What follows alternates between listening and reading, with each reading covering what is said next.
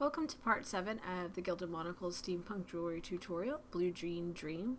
And in this part, we're going to go ahead and finish up our embellishments on the chains. And last time, if you remember, we were putting the beads over on the left-hand side. We're going to finish up the right side with these different beads. Using, again, a head pin with the curve already in it, or the looped head pin. Some call it an eyelet head pin. And we're just going to go ahead and grab our beads, seem to have lost one, and our bead caps and go ahead and finish out the necklace. Now, the big thing you want to remember, well, it's your choice what beads you put in. You just want to make sure that your piece is equally balanced, whether it's by color, size, or dimension of the bead. You want to make sure that you have a nice balanced piece. That's just from generally an aesthetic design. As most of you know who are designers or artists, you always want to try to keep your rule of thirds going, and that applies to jewelry as much as it does with painting and photography and anything else. So you want to keep your designs balanced. And so while I locate the bead that I dropped on the floor, we'll go ahead and finish off this piece. I'm using another crystal bead with bead caps. And I'm going with, again, the antique bronze color. You can do gold, you can do silver, you can do blue, any color you want. I try to match the bead caps and the cones, things like that, to the chain and the other metals. Now, as you notice, the copper wire kind of stands out a little bit with the antique bronze, but that's okay, because again, when we're talking about balance, I will be doing something else to sort of balance that out with the pendant so it won't look garish or, out of place. So you want to just go ahead and clip off the end. Again, you're just making that loop to close off this particular embellishment. And it's just 2 small beads on either side of a larger bead. Kind of get the loop ready, and then we'll grab our jump ring or add it to the chain on this end and put it on the jump ring on the other end. Just go ahead and add this to the chain.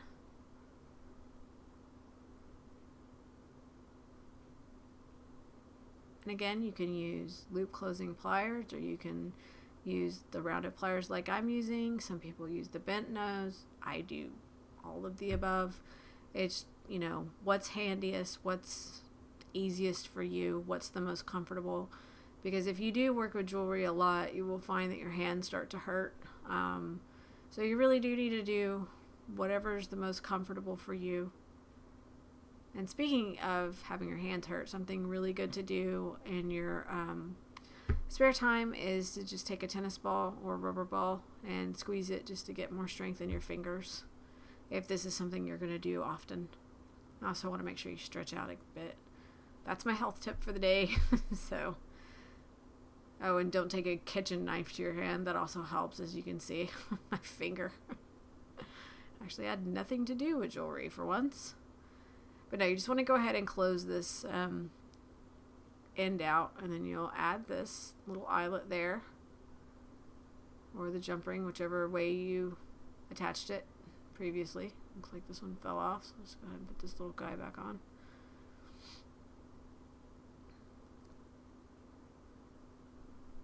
And now you can see it's starting to come together. You're starting to get more of the decorative sense of the piece, and it's not just chain and blue jean. You've got a bit of sparkle here and there. It also makes it a little more feminine. Which, what girl doesn't love glittery, sparkly things, right? So we're just, sort of adding little embellishments to make it more feminine, to either dress it up or dress it down. If you want something that's very casual, you may not use a sparkly bead. You may use something a little plainer and try to keep with the acrylic beads, or even some of the frosted beads look really nice. But this one, we want to dress it up a little bit.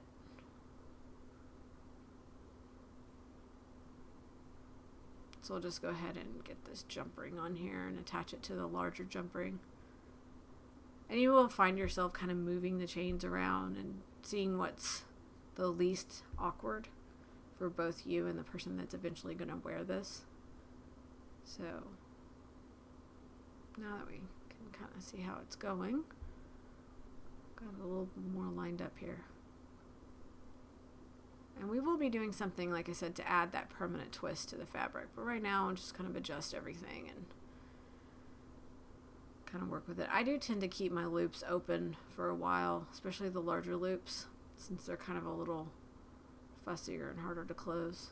And all I'm doing now is sort of adjusting the chain to the point that I like it. And I'm going to open this part of the chain up. We're going to do another little embellishment here. And again, really up to you how many beads you want to put on, how you want to sort of encompass them in bead caps, if you want to at all. You know, some people prefer that you don't. And what I'm going to do is basically the same setup as the previous ones. Just going to use an eyelet head pin. This time I'm going to put the sparkly bead in with the little bronze beads, if I can find it.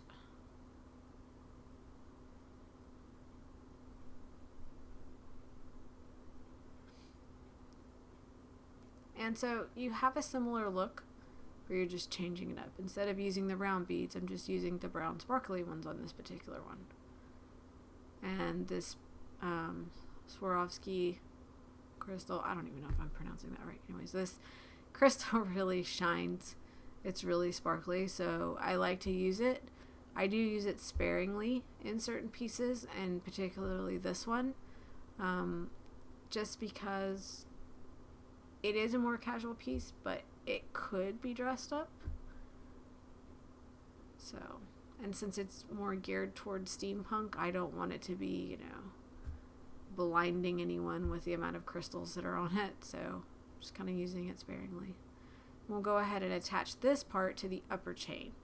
This is not the chain that's going to be hanging on the pendant, but it's actually the chain that goes up closer to the throat area. So I'm just going to work this around and get it onto the chain here. And again, we will have this nice twist in the necklace, which you'll see. And at this point, you should still, you should have had your copper tubing either already patinaed or you're in the process of doing so while you're following this one along. As you can see, our pendant to the right there is still drying. And I have my copper tubing is sitting in the liver of sulfur. And you may have already done that and already rinsed it off. Not really sure where you're at, but this is a good time while that's curing and your pendant is setting to just go ahead and, you know, design out how you want your beads with the strips of fabric. Gives you something to do while the rest of it's finishing up. And the thing I love about the copper tubing and the Sharpie technique is you can do that with anything. The only thing you have to be careful is, you know, when you're actually putting it in the ferric chloride, not the liver of sulfur, you have to kind of watch how long you leave it because that does etch the metal away. But the liver of sulfur doesn't. It just gives it a dark patina. The longer you leave it, the darker it will be. But it does kind of have a point to where it will just stop. Like if you leave it almost a whole day and that's the result you get, you either need to add more liver of sulfur or that's about as far as the metal will go. You want to make sure too, I don't know if you pick up any of your pieces of metal at scrap yards, you want to make sure that you clean them really good if they have any kind of mold release or anything on them when they go through those big machines. The liver of sulfur and other patinas will not stick to the metal if it's not cleaned, and you would clean it with alcohol. So that's just a tip. I get a lot of my metal from just junkyards and stuff, so I always make sure that I clean it really well. Let's go ahead and reattach this loop here.